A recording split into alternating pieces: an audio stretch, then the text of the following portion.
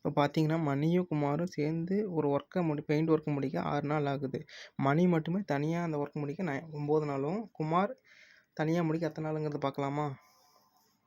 So already நம்ம formula போட்டிருக்கோம் work டுகெதருக்கு. இப்போ அது வந்து அலோனுக்கா மாத்த போறோம். இப்போ அலோனுங்கும்போது மைனஸ் வரும். So 9 × 6 divide by 9 - 6. So 54 divide by 3. So இதை டிவைட் பண்ணோம்னா நம்மளுக்கு 18 நாள் கிடைக்கும். இப்போ குமார் இது இன்னொரு மெத்தட் பார்க்கலாமா? இப்போ மணி வந்து ஒரு ஒர்க் எத்தனை நாள் முடிக்கிறாரு? 9 நாள். அப்போ 1 டிவைட் பை 9.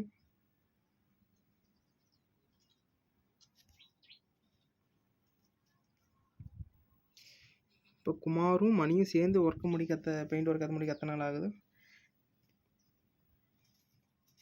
1 divide by 6. இப்போ குமார்தோட மட்டும்தான் வேணுங்கிறனால 1 டிவைட் பை 6, அதை 2 பேர் சேர்ந்து ஒர்க் பண்ணுறது -1/9. இப்போ எல்சிஎம் எடுக்கலாமா 6 9க்கும்? ஸோ 3 நாள் டிவைட் பண்ணோம்னா நம்மளுக்கு 6 2ம் 9 வந்து 3 கிடைக்கும். மறுபடியும் 3 நாள் 1 வர வரைக்கும் நம்ம டிவைட் பண்ணிகிட்டே தான் இருக்கணும். ஸோ நம்மளுக்கு 9 × 2 18 கிடைக்குது. ஸோ 6 எதால் இது பண்ணால் 18ம், 9 எதால் மல்டிப்ளை பண்ணால் 18 கிடைக்குன்னு பார்க்கணும். First 3 - 2 divide by 18. அப்போது 1/18.